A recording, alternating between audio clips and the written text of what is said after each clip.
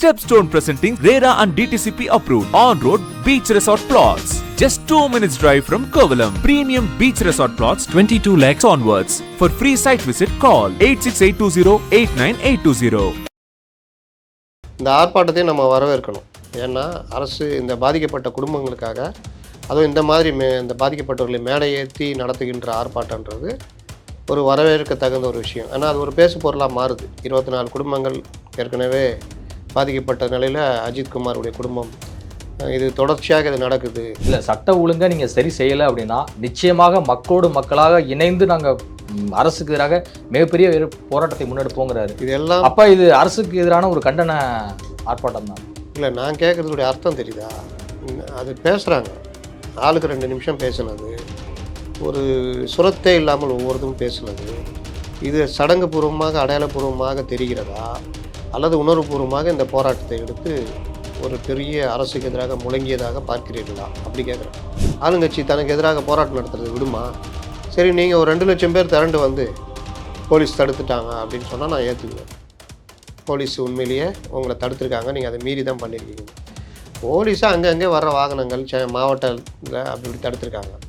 அதை அப்படியே அனுமதிச்சிருந்தா கூட ஒரு 5000 பேர் வந்திருப்பாங்க, அவ்வளோதானே? அப்போ உங்கள் ஸ்ட்ரென்த் என்ன இருக்குது? நீங்கள் சொல்கிறீங்களா லட்சக்கணக்கான பேர் கூடுகிறார்கள், ரோட் ஷோ போனால் அது இதுன்னு.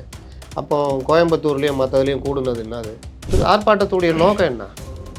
காவல்துறைக்கு பொதுமக்கள் மத்தியில் இந்த விஷயம் என்ன இவ்வளோ அநியாயமாக நடந்திருக்கு? 24 பேரா? இந்த குடும்பத்துக்கு இந்த அநியாயமா? விக்னேஷ் இதை சுத்தமாக மறைச்சிட்டாங்களா? இவர்தான் இந்த மாதிரி பண்ணாங்களா? அந்த மாதிரி 18 குடும்பம் இருக்குது. 18 குடும்பத்தையும் பேசினால யாராவது ஒருத்தர் அதை பேசலாம். சிபிஐ விசாரணை வேண்டாம் அப்படின்னு சொல்கிறீங்க, அது என்ன பார்வைன்னு எனக்கு புரியல. சிபிஐ ஆர்எஸ்எஸ் கைப்பார்வைனா அமலாக்கத்துறை என்னது? அதுவும் ஆர்எஸ்எஸ் கைப்பார்வைன்னு வச்சுக்கலாமா? ஏஜென்சி தானே அதுவும்.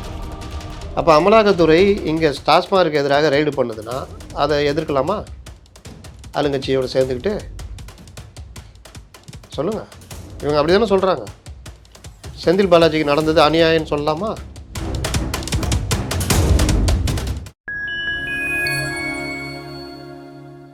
ஃபைன் டைம் மீடியா நேயர்களுக்கு வணக்கம். நான் உங்கள் சிங்துகன். நம்ம சிறப்பு நிகழ்ச்சியில் நம்மோடு இணைந்திருக்கிறார் மதிப்பிற்குரிய மூத்த பத்திரிகையாளர் திரு அப்துல் முத்தலிப் அவர்கள். வணக்கம் சார். வணக்கம். தமிழக வெற்றி கழகத்தின் சார்பில் அஜித்குமார் மரணத்துக்கு நீதி கேட்டு இதற்கு முன்பாக காவல் நிலைய மரணங்களால் பாதிக்கப்பட்ட 24 குடும்ப உறுப்பினர்களை மேடையில் ஏற்றி அவர்களோடு கண்டன ஆர்ப்பாட்டத்தில் கலந்து கொண்டிருக்கிறார் தமிழக வெற்றி கழகத்தின் தலைவர் விஜய் அவர்கள். அதிலும் குறிப்பாக அவர் பேசிய அந்த 3 நிமிட பேச்சு என்பது தமிழ்நாட்டு அரசியலில் சற்று சலசலப்பை ஏற்படுத்தியிருக்கிறது. அதே சமயம் விஜய் அவருடைய இந்த கண்டன ஆர்ப்பாட்டம் என்பது திமுக தரப்பை எப்படி அணுகி இருக்குது, பதம் பார்த்துருக்கு? சலசலப்பை ஏற்படுத்தியிருக்கு சொன்னீங்க, பரபரப்பை. திமுகவுக்கு எதிராக தமிழக அரசுக்கு எதிராக காவல்துறை மரணங்கள், 24 பேர் காவல்துறை லாக்அப் டெத்து பாதிக்கப்பட்ட அந்த குடும்பங்களை முதல்ல இதில் வரவழைச்சி பார்த்தாரு, பனையூரில் வரவழைச்சி. அதில் ஒரு 18 குடும்பம் வந்துச்சு, மீதி குடும்பங்கள்லாம் வரலை. அதுக்கு மிரட்டல்னு பல காரணங்கள் சொன்னாங்க. நேரடி சமீபத்திய கொடுமையாக கொல்லப்பட்ட அஜித்குமாரின் ஃபேமிலியும் வரலை. நானே ரஜினி விஜய் ரசிகர்லாம் சொன்னார் அவர். ஆனால் அவருக்கு பாவம் என்ன மிரட்டலும் என்னன்னு தெரியல, வரலை. அப்போது இந்த மாதிரி அவர்களை அழைத்து அவரோட பேசியதுன்றது நல்ல முன்னெடுப்பு. இதை அதிமுக செய்யவில்லை, பாஜக செய்யவில்லை, மற்ற கட்சிகள் செய்யவில்லை. விஜய் இந்த முன்னெடுப்பை எடுத்தது நல்ல ஒரு இதாக பார்க்கப்படுது. பொதுவாக இந்த மாதிரி விஷயங்களை அரசியலாக்கி அதை ஒரு நல்ல ஒரு இதாக மக்கள்கிட்ட கொண்டு போகிற வேலையை பண்ணுவாங்க. ஆனால் இவர்கள் ஏதோ ரகசிய சந்திப்பு போல் பனையூரில் தனியாக சந்தித்து பேசினார் அப்படின்னாங்க. அது பெரிய செய்தியாகவும் ஆக்கலை. அதற்கு மறுநாள் ஆர்ப்பாட்டம். இந்த ஆர்ப்பாட்டத்தையும் நம்ம வரவேற்கணும். ஏன்னா அரசு இந்த பாதிக்கப்பட்ட குடும்பங்களுக்காக அதுவும் இந்த மாதிரி இந்த பாதிக்கப்பட்டவர்களை மேடை ஏற்றி நடத்துகின்ற ஆர்ப்பாட்டன்றது ஒரு வரவேற்க தகுந்த ஒரு விஷயம். ஆனால் அது ஒரு பேசு பொருளாக மாறுது. 24 குடும்பங்கள் ஏற்கனவே பாதிக்கப்பட்ட நிலையில் அஜித்குமாருடைய குடும்பம் இது தொடர்ச்சியாக இது நடக்குது, இதற்கு ஒரு முடிவு கட்டணும் அப்படின்றது பாராட்ட வேண்டிய விஷயம். பேசு பொருளாக மாற்றுறதுன்றது, அதுவும் விஜய் போன்றவர்கள் பெரிய கட்சி பண்ணுறது நல்ல விஷயம். ஆனால் இவர்கள் அதை எப்படி நடத்தினார்கள், பயன்படுத்தினார்கள் அப்படின்னு பார்க்கும்பொழுது தான் ஒரு ஏமாற்றம் வருது. அந்த ஆர்ப்பாட்டத்தில் நீங்கள் சொல்கிற மாதிரி பெரிய பரபரப்புலாம் ஏற்படலை. ஏன்னா அந்த அளவுக்கு ஒரு விக்கிரவாண்டியில் விஜய் பேசின பிறகு நடந்த ஒரு பரபரப்பு அந்த பேச்சுக்கு பிறகு நடந்தது. அதற்கு பிறகு எந்த இதுலேயும் எனக்கு பெருசாக நான் பார்க்கல. இப்போ அங்கே பேசினதுக்கப்புறம் பரந்தூரில் பேசினார். அது ஓரளவுக்கு கொஞ்சம் ரீச் ஆச்சு. அதற்கு பிறகு அவர் பேசினது பெரிய அளவில் ரீச் இல்லை. பெரிய அளவில் ஒரு சக்திமிக்க பேச்சாகவும் இல்லை அப்படின்றது தான் யதார்த்தம். சரி, விஜய் விட்ட இடத்துல ஆதவ் பிடிப்பார், ஆதவ் விட்ட இடத்துல அருண்ராஜ் பிடிப்பார், அருண்ராஜ் விட்ட இடத்துல புஷி ஆனந்த் பிடிப்பார் அப்படின்னு பார்த்தா எல்லாருமே நீ இப்படி பண்ணுறியா நான் எப்படி பண்ணுறேன் பாருன்னு ஆளுக்கு 2 நிமிஷம் பேசிட்டு மைக்கை கொடுத்துட்டாங்க. அப்போ இவர்கள் இந்த விவகாரத்தில் எப்படி உணர்வுபூர்வமாக இருக்கிறார்கள், இது ஒரு அரசியலுக்காக சும்மா நடத்தப்பட்டதா அல்லது உணர்வுபூர்வமாக நடத்தப்பட்டதா அப்படின்னு பார்த்தா எனக்கு இப்போ நீங்கள் சொல்லுங்கள், அந்த பேச்சுகள் ஒரு உணர்வின் வெளிப்பாடா இல்லை ஒரு கோபத்தின் வெளிப்பாடா அல்லது நம்மளும் நடத்தணும்னு இல்லை, சட்ட ஒழுங்கை நீங்கள் சரி செய்யலை அப்படின்னா நிச்சயமாக மக்களோடு மக்களாக இணைந்து நாங்கள் அரசுக்கு எதிராக மிகப்பெரிய போராட்டத்தை முன்னெடுப்போங்கிறாரு. இதெல்லாம் அப்போ இது அரசுக்கு எதிரான ஒரு கண்டன ஆர்ப்பாட்டம் தானே? இல்லை, நான் கேட்குறதுடைய அர்த்தம் தெரியுதா? அது பேசுகிறாங்க, ஆளுக்கு 2 நிமிஷம் பேசுனது, ஒரு சுரத்தே இல்லாமல் ஒவ்வொருத்தரும் பேசுனது, இது சடங்கு பூர்வமாக அடையாளப்பூர்வமாக தெரிகிறதா அல்லது உணர்வுபூர்வமாக இந்த போராட்டத்தை எடுத்து ஒரு பெரிய அரசுக்கு எதிராக முழங்கியதாக பார்க்கிறீர்களா அப்படி கேட்குறேன். நீங்கள் எப்படி புரிஞ்சுக்கிறீங்க? நடத்தணுமே நடத்தணுமா? ஒரு டெம்ப்ளேட் போராட்டம், ஒரு சடங்கு பூர்வமான போராட்டன்ற மாதிரி எனக்கும் அந்த உணர்வு தான் தோன்றுச்சு. ஏன்னா ஒரு போராட்டம் நடத்தணும்னு நீங்கள் முடிவு எடுத்துட்ட பிறகு அதற்கான முன்னெடுப்புகளில் ஃபஸ்ட்டு ஈடுபடணும். அதுதான் நிர்வாகிகளுடைய வேலை. இல்லை, எல்லா தலைவர்களுமே 25 நிமிஷத்துக்குள்ளே முடிச்சிட்டாங்க. 25 நிமிஷம்லாம் அதிகங்க. ஆளுக்கு 2 நிமிஷம், 6 பேர்னா 12 13 நிமிஷம். முழக்கமிட்டது ஒரு 10 நிமிஷம்னு வச்சுட்டிங்கன்னா 25 நிமிஷம் வச்சுக்கலாம் நீங்கள் சொல்கிறபடி. என்ன கேட்டால் ஒரு 14-15 நிமிஷத்தில் எல்லாருமே முடிச்சிட்டாங்க. இதற்கு நீங்கள் ஒரு ஆர்ப்பாட்டம் நடத்துகிறீங்கன்னா ஆர்ப்பாட்டத்துக்கான முன்னெடுப்புகள் இருக்குல்ல. நீங்கள் என்னென்ன சொன்னீங்க, சென்னை ஸ்தம்பிக்கும், எங்கள் தலைவர் வந்தாருன்னா அவருக்கு நாங்கள் பாதுகாப்பு கொடுத்துக்குவோம், பொதுமக்களுக்கு யார் பாதுகாப்பு தர்றது அப்படின்றப்போ இன்னொரு பதில் சொன்னாங்க.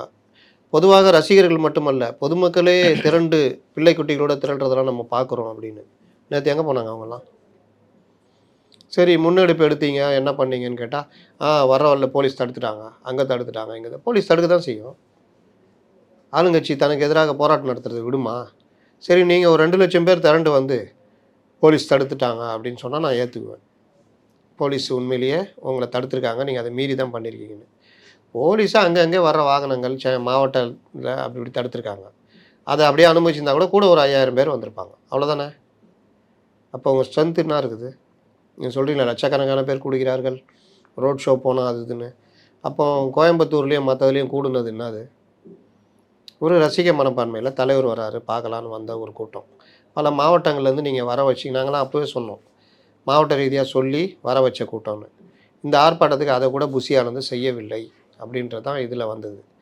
ரெண்டாவது, இதில் வந்தவர்களும் அரசியல்படுத்துகின்ற வேலை, வந்த நோக்கம், ஆர்ப்பாட்ட நோக்கம், அந்த மாதிரி விவகாரங்களை பெருசாக இல்லாமல் விஜயை பார்க்கணுன்னு முண்டி அடிச்சுக்கிட்டு அதனால் நெரிசல் ஏற்பட்டு அந்த மாதிரி தான் நடந்ததை தவிர அவர்களை அரசியல்படுத்தணும் அப்படின்ற ஏற்பாடு அங்கே எங்கேயுமே இல்லை. அந்த 7-8 பேரும் ஏன் தான் மேடை ஏறணுமோன்ற மாதிரி தான் மேடையில் நின்றுக்கிட்டு இருந்தாங்க. பேசுகிறதும் பார்த்தீங்கன்னா ஆளுக்கு 2 நிமிஷம் பேசிட்டு இறங்கிட்டாங்க. ஒரு மாநாட்டுக்கு ஏற்பாடு பண்ணுறது எப்படி முக்கியமோ ஒரு ஆர்ப்பாட்டத்துக்கு, அந்த ஆர்ப்பாட்டத்தில் என்ன பேச போகிறோம், அந்த ஆர்ப்பாட்டத்துடைய நோக்கம் என்ன, அது பொதுமக்கள்கிட்ட, ரசிகர்கள்கிட்ட, முன்னாடி நிற்கிற கூட்டத்துக்கிட்ட, மீடியாக்கள்கிட்ட இந்த உலகத்துக்கு என்ன செய்தியை சொல்ல போகுது, நாம் என்ன சொல்ல போகிறோம், நாம் அதுக்கு என்ன தயாராகிறோம், இந்த விவகாரம் பற்றி நம்ம என்ன தெரிஞ்சு வச்சுருக்கோம், புதுசாக என்ன தகவல் சொல்ல போகிறோம், ப்ளஸ் நம்ம கோரிக்கையை வைக்க போகிறோம், அரசுக்கு என்ன சவால் விட போகிறோம், இந்த மாதிரி பல விஷயங்களோடு இணைஞ்சது தான் அந்த பேச்சுன்றது. அதுக்கு பேர் தான் ஹோம்ஒர்க்கு. நீங்கள் பார்த்தீங்கன்னா அது எதுவுமே இல்லை. மாநாடு அறிவிச்சாச்சு, இது இப்போ ஆர்ப்பாட்டம் அறிவிச்சாச்சு, ஸோ நம்ம வருவோம், மேடை ஏறுவோம், இதை பற்றி மட்டும் சொல்லுவோம் அப்படின்றதுனால தான் ஒவ்வொருத்தருமே எந்த விதமான, ஒருத்தர் சொல்கிறாரு முதலமைச்சர் பதவி விலகணும்னு, ஒருத்தர் இந்த பொறுப்பை மட்டும் வேறு யார்ட்டையா கொடுத்துருங்கன்றாரு, ஒருத்தர் சொல்கிறாரு சாரி வேண்டாம் நீதி வேண்டும், இன்னொருத்தர் சொல்கிறாரு சாரி சொல்லணும் அந்த குடும்பத்துக்கும் சாரி சொல்லணும் சொல்ல போகிறாரு. என்ன ஸ்டாலின் என்ன பெரிய விஷயமா, வாங்க சாரிங்கன்னு எல்லாருக்கும் சாரி சொல்ல போகிறாரு. ஆக்சுவலாக ஒரு ஆர்ப்பாட்டத்துடைய நோக்கம் என்ன? காவல்துறைக்கு பொதுமக்கள் மத்தியில் இந்த விஷயம் என்ன இவ்வளோ அநியாயமாக நடந்திருக்கு, 24 பேரா, இந்த குடும்பத்துக்கு இந்த அநியாயமா, விக்னேஷ் இதை சுத்தமாக மறைச்சிட்டாங்களா, இவர் தான் வந்து இந்த மாதிரி பண்ணாங்களா அந்த மாதிரி. இப்போ 18 குடும்பம் இருக்குது. 18 குடும்பத்தையும் பேசினால யாராவது ஒருத்தர் அதை பேசலாம். ஏதாவது ஒரு 4 குடும்பம் ஃபேமிலியை பற்றி ஃபேமிலி ஏங்க பேச வைக்கணும்? அந்த ஃபேமிலிகிட்ட பேசிட்டு நீங்கள் பேசலாங்க. இந்த மாதிரி இந்த குடும்பம் இவருக்கு பாருங்கள் இந்த அநியாயம் நடந்திருக்கு, அதை ஒரு லாக்அப் டெத்தாகவே கணக்கில் எடுத்துக்கலங்க. ஒரு சந்தேக மரணம் அப்படின்னு முடிச்சிட்டாங்க. ஒருத்தர் பாருங்கள் இட்லி சாப்பிட்டு செத்து போயிட்டாருன்னு முடிச்சிட்டாங்க. ஒருத்தரை பாருங்கள் மிரட்டி உடலை வந்து புதைக்கிறதா வழக்கம் எரிக்க வச்சாங்க. இந்த மாதிரி பல கதைகள் அவங்களுக்கு இருக்கும்ல. ஏங்க இதுக்கு பிறகு இந்த குடும்பத்துக்கு என்னங்க பண்ணாங்க? இந்த குடும்பம் பாருங்கள் ஆதரவாக இருந்த ஒரே பையனை இறந்து போயிட்டாங்க, இன்றைக்கி நடுத்தரில் இருக்காங்க, ஒன்றுமே இல்லை. இந்த குடும்பம் பாருங்கள் இப்படி இருக்காங்க. அந்த மாதிரி நீங்கள் 100 கதை பேசலாங்க. அப்போ இந்த நிர்வாகிகள் மேடையில் இருந்தவங்கள யாருமே அந்த குடும்பத்தொட்டு யார்கிட்டையுமே பேசலை. 2வது ஹோம்ஒர்க் பண்ணல. லாக்அப் மரணங்கள் 26 24ன்னு சொல்கிறீங்களே, அது எந்த காலகட்டத்தில் என்ன நடந்தது? அதில் 18 ஃபேமிலி வந்துடுச்சு. அவங்கள கேட்டாலே என்ன சம்பவம், என்ன காலம், என்னென்ன நடந்ததுன்னு இது பண்ணலாம். இல்லை மக்கள் கண்காணிப்போம் ஹென்றி திபென்ன அறிக்கையெல்லாம் வெளியிட்டிருக்காரு, பட்டியலோட வெளியிட்டிருக்காரு. அப்போ அந்த விஷயங்களை எடுத்து நீங்கள் பண்ணலாம். அதை வச்சு தானே இவங்க 24 பேரில் கூப்பிட்டு 18 பேர் வந்தாங்க. உங்களுக்கு நேரடி சாட்சியாகவே 18 குடும்பம் இருக்க, அவங்கள்ட்ட பேசினாலும் அவங்கள குறிப்பெடுத்துக்கலாமே.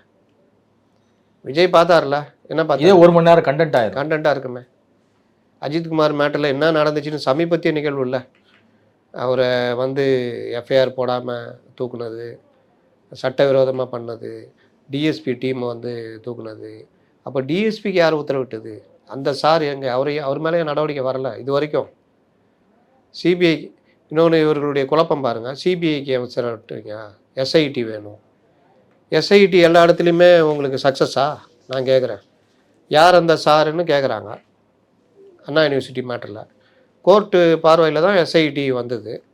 அதில் பெரிய பிரச்சனையே கமிஷனரை முன்கூட்டியே ஒரு ஆள் தான் சொல்லிட்டாருன்னு தான் கோர்ட்டே கண்டிச்சது. விசாரணையே ஆரம்பிக்கு முன்னாடி நீங்கள் எப்படி தீர்ப்பு எழுதுவீங்க, எப்படி சொல்லுவீங்கன்னு. அதற்கு பிறகு 3 பேர் கொண்ட எஸ்ஐடி டீமு, அவங்களும் ஒரே ஆள் தான் சொன்னாங்க.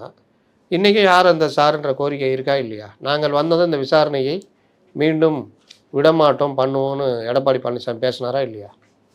அண்ணா யூனிவர்சிட்டி மேட்ரு எஸ்ஐடி போட்டு உச்சநீதிமன்ற நேரடி கண்காணிப்பில் 7 ஐபிஎஸ் அதிகாரிகள் அவர்களும் தமிழ்நாட்டவர்களாக இருக்கக்கூடாது, வட இந்தியத்தை சேர்ந்த தமிழ்நாட்டு கேடர்களாக இருக்கணும் அப்படின்னு 7 பேர் கொண்ட எஸ்ஐடி டீம் போட்டு அண்ணா நகர் மாணவி சிறுமி விவகாரத்தில் இப்போ வரைக்கும் வழக்கு நடந்துட்டு தான் இருக்குது. இது வரைக்கும் சார்ஜ் ஷீட் ஃபைல் பண்ணி வழக்கு ஒன்று முடிஞ்சிடுச்சா? அண்ணா யூனிவர்சிட்டி மேட்ரு மாதிரி.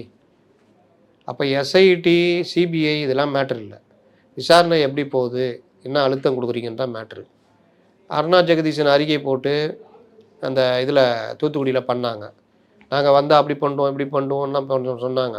ஆனால் அருணா ஜெகதீசன் அறிக்கையில் இப்போ சொல்லப்பட்ட அதிகாரிகளுக்கு பதவி உயர்வு கொடுத்தாங்க. யாரையாவது நடவடிக்கை எடுத்தாங்களா? கீழ்நிலை அதிகாரிகள் மேலே மட்டும் நடவடிக்கை எடுத்தாங்க.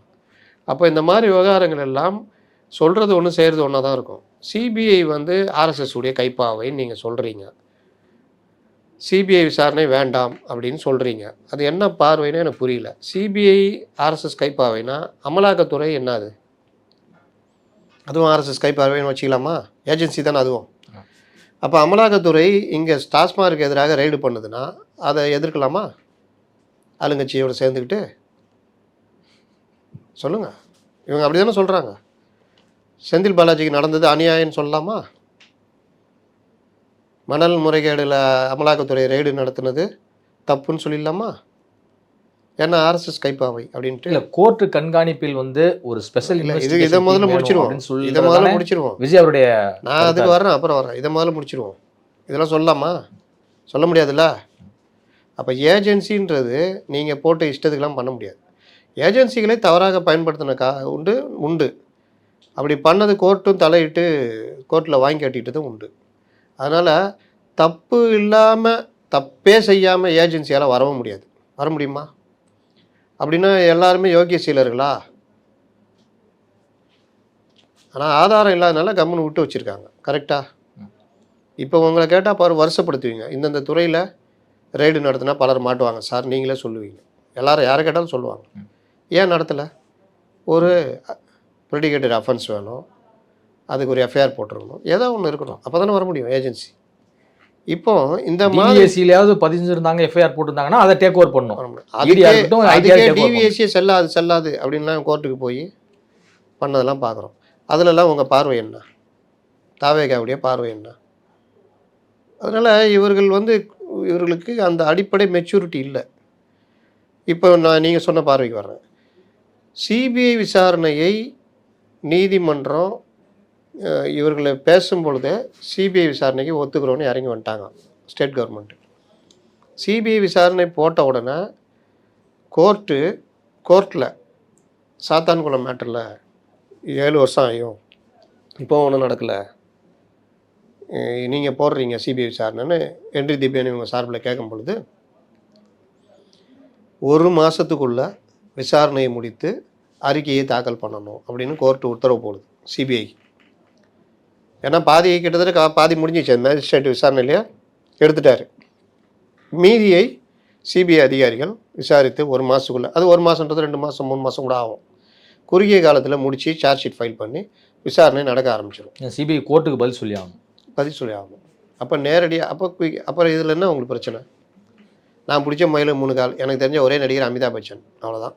இவர்களுடைய நாலேஜ் எந்த லெவல்னா, அந்த வக்பு திருத்த மசோதாவில் நீதிமன்றத்தில் இவர்களும் வழக்கு போடுறாங்க. ஆனால் திமுக ஏன் போடலன்னு கேட்குறாங்க, அரசு ஏன் போடலன்னு கேட்குறாங்க.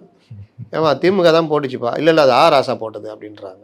சரி நீங்கள் என்ன போட்டிங்கன்னா, எங்கள் வக்கீல் தான் வாதாடி தீர்ப்பையாக வாங்கினார்ன்றாரு. தீர்ப்பு கிடையாதுங்க, அது ஒரு ஹியரிங்க, இடைக்கால ஒரு தடை கூட கிடையாது. அவங்களே ஒத்துக்கிட்டாங்க, சார் நாங்கள் அது 2 நிறுத்தி வைக்கிறோம் அப்படின்னு.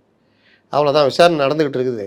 இல்லை, என்கொயரி ஒரு பக்கம் போயிட்டுருக்கு. பட் கோர்ட் நடவடிக்கையை பொறுத்த வரைக்கும் ஜஸ்ட்டு ஒரு ஸ்டே மட்டும் 2 விஷயத்தில் ஸ்டே கிடையாது. நாங்கள் நிறுத்திக்கிறோன்றதை ஆர்டராக போட்டாங்க. ஸ்டே விதிப்போன்னு சொன்னதை இல்லை நாங்களே நிறுத்திக்கிறோம் அப்படின்னு அது மேலே ஒரு ஆர்டர் போட்டாங்க, இன்டிம் ஆர்டர்னு போட்டாங்க. ஆகா ஓகோ, நாங்கள் தான் இஸ்லாமிய மக்களுக்கே ஒரே கட்சி தாவேக்காதான்னு சொல்லலாம் உருட்டிட்டோம். லட்டு ஜிலேபிலாம் கொடுத்தாங்க. இவ்வளோ தான் இவர்களுடைய நாலேஜ். இதை தாண்டி கிடையாது. நீங்கள் அதை போய் கேட்டிங்கன்னா கீழே அவங்களும் அந்த பசங்களும் அப்படி தான் உருட்டுவாங்க. அப்போ இவர்கள் நடத்துகிற இந்த ஆர்ப்பாட்டத்தில் நேற்று விஜய் அஜித்குமார் மேட்டரியே ஒழுங்காக பேசலை, இந்த 24 பேருக்கு நீதிக்கும் ஒழுங்காக பேசலை. வெறுமனே முதல்வரே நீதிமன்றம் தான் எல்லாத்துலேயும் தலையிடுதுன்னா அப்புறம் நீங்கள் எதுக்கு, நீங்கள் எல்லா குடும்பத்துக்கும் சாரி சொல்லணும், நானே மக்களை திரட்டி போராடுவேன்னு ஒரு 2 நிமிஷத்தை பேசி முடிச்சிட்டார். அவ்வளோதானா இருக்குதுன்னு கேட்குறேன். அவ்வளோதானா அஜித்குமார் மேட்டரில் இருக்குது? இல்லை, கடும் வெயில் காரணமாக இதுவும். அப்போ மற்ற கட்சிக்கெல்லாம் நிழல் வந்துடுமா ஆர்ப்பாட்டம் நடத்தும் போது? நான்லாம் கட்சியில் இருந்திருக்கேன். காலையில் ஆர்ப்பாட்டம்னா நம்மலாம் கேடராக இருந்திருக்கோம். அதுக்கு ஆளை திரட்டுறது இதெல்லாம் பண்ணி 7-8 மணிக்கு ஆரம்பித்து போய் அங்கே நின்று 10 மணிக்கு நின்னோன்னா தண்ணி கூட கிடைக்காது. அப்புறம் ஆர்ப்பாட்டம் நடத்தி போலீஸ் அரெஸ்ட் பண்ணுறாங்கன்னா அந்த வேனில் கொண்டு போய் ஒரு மண்டபத்தில் அடைச்சி வைப்பாங்க. அங்கே காற்று வசதியும் இருக்காது, கழிவறை வசதியும் இருக்காது, மத்தியானம் சாப்பாடு கூட போட மாட்டாங்க. நமக்கு என்ன இருக்கும், ஒரு பிரச்சனைக்காக நம்ம இறங்கியிருக்கோம், பண்ணுறோம், பிரச்சனை சால்வ் ஆகணும், ஒரு திருப்தி. சாயந்தரம் 6 மணிக்கு சொல்லனா துன்பங்களை அனுபவித்து மாலையில் விடுதலை ஆகும், அவ்வளோதான். நீங்கள் அது கூட நடக்கலையே, அப்புறம் எதுக்கு ஆர்ப்பாட்டம்? ஏன் வர்றீங்க? சினிமா ஷூட்டிங்கில் வெயில் அடிக்காதா? நீங்கள் மட்டும் கேரவுண்டில் இருப்பீங்க, துணை நடிகர்கள் இன்றைக்கி என்ன நடக்குது? வெயிலில் தான் நிற்கணும். அவங்க எங்கே நிழலில் ஒதுங்க முடியுமா? துணை நடிகர்களுக்கும் நம்ம சாப்பிட்ற சாப்பாடை கொடுக்கணும்னு கொண்டு வந்தது எம்ஜிஆரும் விஜயகாந்தும். விஜய் அப்படி பண்ணார்னு யாராவது எங்கேயாவது பதிவு பண்ணியிருக்காங்களா? சொல்லுங்கள்.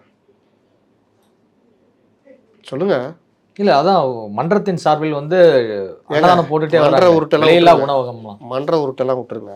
ஒரு சினிமா ஷூட்டிங்கில் விஜய் கலந்துக்கிறாருங்க, அப்போ துணை நடிகர்களுக்கும் நான் சாப்பிட்ற அதே சாப்பாடை அவங்களுக்கும் கொடுக்கணும் அப்படின்னு சொன்னார் விஜயகாந்த். சொன்னார். ஆமாம். இல்லை, அவருடைய ஷூட்டிங்கில் எல்லாமே அப்படிதான். எம்ஜிஆர் பண்ணியிருக்காரா? இல்லை, நானே பார்த்துருக்கேன். பார்த்துருக்கீங்க, நீங்களே நேரடி சாட்சி.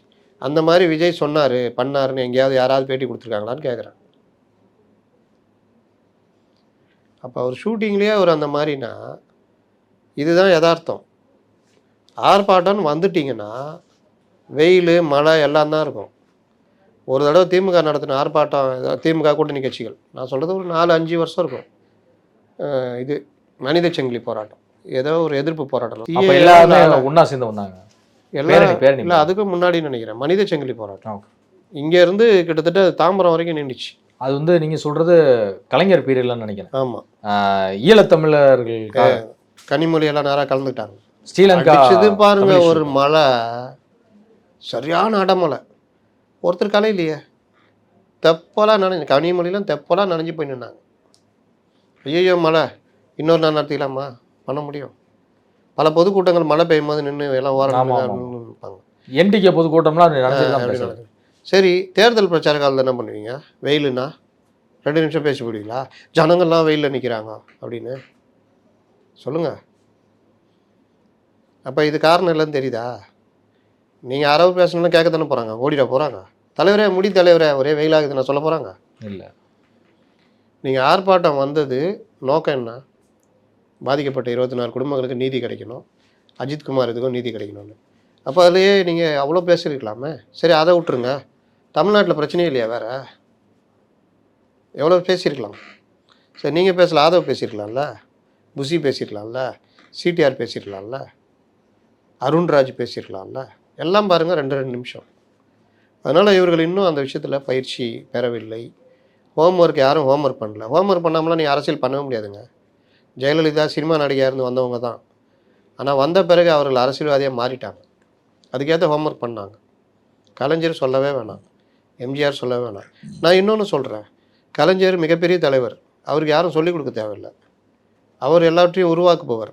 அவர் இருக்கிற வரைக்கும் திமுகவுக்கு எந்த ஸ்ட்ராட்டஜி டீமும் தேவைப்படல.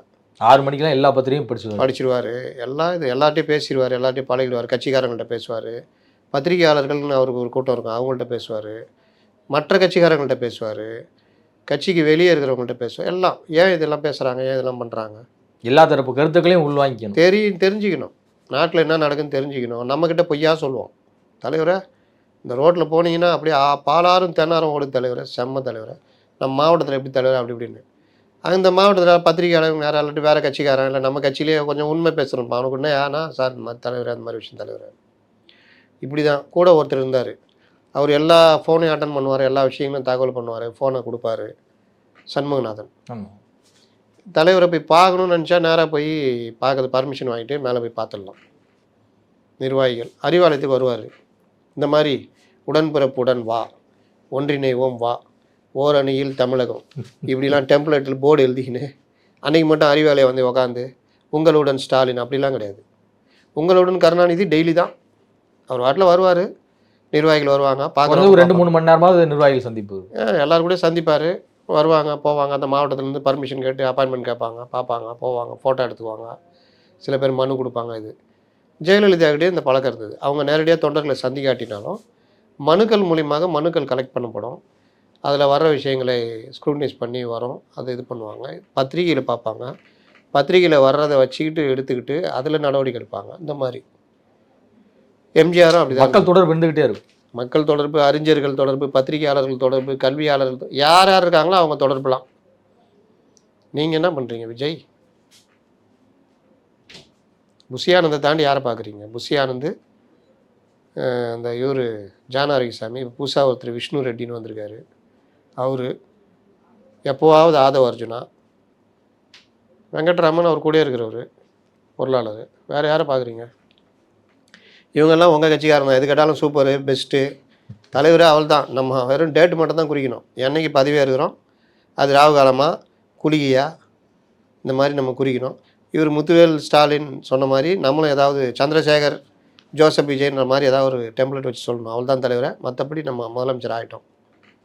உங்கள் திருமுகத்தை ஒரு தடவை காட்டுனீங்கன்னா நம்ம வந்துடுவோம் அப்படின்னு இந்த கற்பனையில் தானே இருக்காங்க. அப்போ வெளியே கொஞ்சம் பேர்கிட்ட பேசுனா என்ன வருது? சரி, அது கூட தேவையில்லைங்க. என்னங்க நடக்குது அஜித்குமார் மேட்டரில் அப்படின்னு கேட்குறாருன்னா வச்சுங்க, விஜய் தெரிஞ்சுக்க ஆசைப்பட்றாருன்னா அதை சொல்கிறதுக்கு ஆள் வேணும்ல. ரொம்ப மோசமான விஷயங்க இந்த காவல்துறையில் இந்த மாதிரி இதை மீறி இப்படி பண்ணியிருக்காங்கன்னா உள்வாங்கிட்டுன்னு பேசும்போது பேசிடலாம். அறிக்கையெல்லாம் தெளிவாக விடுறாரு. அறிக்கையை போய் சொல்கிறீங்களா? அறிக்கை யார் வேணால் எழுதலாம், கையெழுத்து மட்டும் போட்டால் போதும். இன்னும் அறிக்கையெல்லாம் அவங்கவுங்க உட்காந்து எழுதினுக்கிறாங்கன்னு வச்சிங்களா? இல்லை, நான் சொல்கிறேன்னா இப்போ ஒரு அறிக்கையை எழுதுறதுக்கு தலைவர் கூட பல டிபார்ட்மெண்ட்டில் இருக்கக்கூடிய நல்ல ஆளுமைகள், பல டிபார்ட்மெண்ட்லாம் அங்கே ஒன்றுமே கிடையாது. இல்லாட்டி இந்த ஸ்பீச்சு இந்த மாதிரி இவ்வளோ நாடே எதிர்பார்க்குற ஒரு இது வட இந்தியாலாம் அப்படி கவர் பண்ணியிருப்பான். பேசியிருந்தா, நல்லா பேசியிருந்தா. அப்படிப்பட்ட இதில் 2 நிமிஷம் 18 நொடியாக பேசுவீங்க? சொல்லுங்கள். கேட்டால் ஒவ்வொரு வார்த்தையும் முத்தான். அதாவது 10 நிமிஷம் பேசுகிறத 1 நிமிஷத்தை பேசி முடிச்சிட்டாராம். இதுன்னு ஆடியோ ரிலீஸா இது? இல்லை, புஷியானது இன்னொரு விஷயம் கம்ப்ளைண்ட் பண்ணுறாரு. காவல்துறை மீது கடும் குற்றச்சாட்டை வைக்கிறாரு. தொண்டர்களை 8 கிலோமீட்டருக்கு முன்னாடியே வண்டி வாகனம் நிறுத்துறாங்க, அவங்கள நடந்து ஓட விட மாட்டேன்றாங்க, இவ்வளவு அநியாயம் கூடாது அப்படிலாம். இது எல்லாம் நடக்கதாங்க செய்யும். திமுக ஆட்சியில் அதிமுக பண்ணோம், அதிமுக ஆட்சியில் திமுக பண்ணோம், தாவேகா எல்லாம் தான் நடக்கும். இதெல்லாம் மீறி அரசியல் என்ன அப்படியே உங்களுக்கு அப்படியே வாங்க தம்பி எங்கேருந்து வரீங்க சார், நாங்கள் வந்து தாம்பரத்துலேருந்து வரோம், பஸ்ஸே கிடைக்கல, போராட்டத்துக்கு போகிறோம். அப்படியா தம்பி, அங்கே டாட்டா சும்மா நிற்கிது பாருங்கள், இன்ஸ்பெக்டர் வண்டி, போய் ஏறிக்கிங்க. எத்தனை பேர் தம்பி? 5 பேர். ஏறிங்க தம்பி, கொஞ்சம் அட்ஜஸ்ட் பண்ணிக்கங்க. எங்கே தம்பி போகணும் சார்? அந்த ஆர்ப்பாட்டத்துக்கு போகணும். வாங்க தம்பின்னு கொண்டு வந்து விடுவாங்களா? எப்படி? உங்களை வர விடாமல் தான் பண்ணுவாங்க. நீங்கள் தான் லட்சக்கணக்கில் மக்கள் தருவாங்க. மக்களுக்கு தான் பாதுகாப்பு கொடுக்கணும். எங்கள் தலைவர் அன்றைக்கி பாண்டியராஜன் பேசுகிறார்ல, பாண்டியராஜன் தானே அவர் பேர், சேலம் பார்த்திபன், அருண்ராஜ் பேசும்போது நடுவில் சொன்னார்ல, எங்கள் தலைவர் பிரச்சனை இல்லைங்க, நாங்கள் பாதுகாத்துக்கோங்க. மக்களை யாருங்க பாதுகாக்கிறது? எங்கள் தலைவர் வந்தால் அவ்வளோதான். அப்போ தன்னழிச்சா வந்திருப்பாங்கல்ல நேற்று லட்சக்கணக்கில், ஏன் வரல? போலீஸ் இன்னும் அவ்வளோ பேர் லட்சக்கணக்கான பேர் தடுத்துருவாங்க? ஒரு 2 லட்சம் பேர் உள்ளே வர்றாங்க சிட்டிக்குள்ளே, போலீஸ் தடுத்துட முடியுமா? முடியாது. எப்படியா இருந்தாலும் ஏதாவது ரூட்டு பிடிச்சி வந்துடுவாங்க. அப்போ இது வந்து சும்மா சால்ஜாப் தானே. 5000லேருந்து 10,000 தான் உங்களுடைய இது ஆர்ப்பாட்டத்துக்குன்னு தெரியுது. இன்னும் விஜய் அடிக்கடி வந்தார் வச்சுக்கோங்க, இது கூட இருக்காது. யார்ப்பா வந்தார்? விஜயா? சரி அவ்வளோதான். இதான் யதார்த்தம். கமல்ஹாசன் வந்த புதுசில் எவ்வளோ கூட்டம் வந்தது. அதுக்கப்புறம் இல்லை, நீங்கள் டிவிக்கு எதுவும் குறைத்து மதிப்பிடுறீங்களா? சரி, நிறைத்து மதிப்பிடுறதுக்கு நீங்கள் எதாவது சொல்லுங்கள். இல்லை, பயங்கரமான இளைஞர் பட்டாளம் வந்து இருக்கட்டும். எங்கே போச்சு நேற்று? சரி, மாவட்டம் பல மாவட்டங்கள்லேருந்து வர முடியாது, அண்டை மாவட்டங்கள்லேருந்து வந்திருக்கலாம்ல. செங்கல்பட்டு, திருவள்ளூர். சரி, நீங்கள் சொல்கிறதாங்க நான் சொல்கிறேன், நான் தனியாலாம் சொல்லலைங்க. ஆனால் யாதவ் என்ன சொல்கிறாரு? லட்சக்கணக்கில் தன்னெழுச்சியாக மக்கள் குழந்தை குட்டிகளோடு வர்றாங்க. இதெல்லாம் தொண்டர்களா? மக்கள் தானே வர்றாங்க அவர் போராட்டத்துக்கெல்லாம், அப்படின்னு தானே சொன்னார். ஆமாம்.